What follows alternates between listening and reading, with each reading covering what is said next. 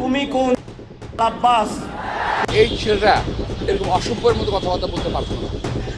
ঢাকা শহরে সবাই জানে মির্জা আব্বাস চাঁদাবাজ। বদলে গেছেন নাসিরউদ্দিন পাটোয়ারি, কিন্তু আসলে কি বদলেছেন তিনি? হঠাৎ করে ক্ষমা চেয়ে বদলে যাওয়ার প্রতিশ্রুতি ঠিক যেন সেই চেনা নাসির পাটোয়ারির নয়, তাই মনে করছেন নেটিজেনরা। বাংলাদেশের রাজনীতির প্রচলিত ধারার ঠিক বিপরীত ছিল ঢাকা ৮ আসন, আর নাসির পাটোয়ারির মন্তব্য ছিল আরও বেশি আক্রমণাত্মক।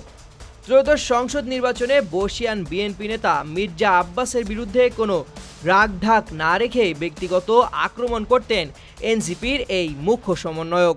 কিন্তু বর্তমানে জীবন মৃত্যুর সন্ধিক্ষণে রয়েছেন মির্জা আব্বাস, আর ঠিক এই সময়েই বুধবার নিজের ফেসবুক পেজে এক দীর্ঘ পোস্টে নিজের ভুল স্বীকার করে সবার কাছে ক্ষমা চাইলেন নাসিরউদ্দিন।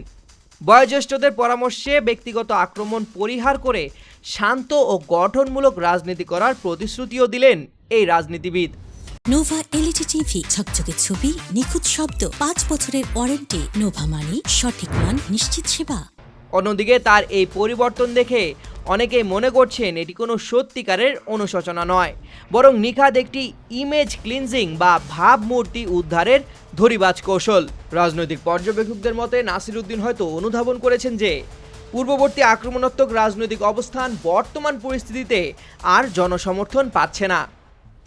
গুরুতর অসুস্থ মির্জা আব্বাসের প্রতি বর্তমানে সাধারণ মানুষের ব্যাপক সহানুভূতি তৈরি হয়েছে। এই আবেগঘন পরিস্থিতিতে তার প্রতি ক্রমাগত আক্রমণাত্মক মন্তব্য নাসিরউদ্দিনের রাজনৈতিক ভাবমূর্তিকে নেতিবাচকভাবে প্রভাবিত করছিল। বিশ্লেষকদের ধারণা, নেতিবাচক জনমত সামাল দিতে এবং নিজের অবস্থান ধরে রাখতেই তিনি এই ক্ষমা চাওয়ার কৌশলগত পথ বেছে নিয়েছেন। সুস্পষ্টভাবে দায় স্বীকার না করে যদি কিছু বলে বা করে থাকি ধরনের এই শর্তযুক্ত ক্ষমা মূলত তার পূর্বের অনমনীয় আচরণ থেকে সুকৌশলে দূরত্ব তৈরির একটি রাজনৈতিক পদক্ষেপ বলে মনে করছেন সমালোচকেরা।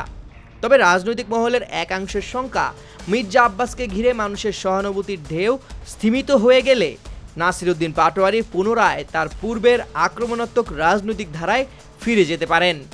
Desk report, 21 television.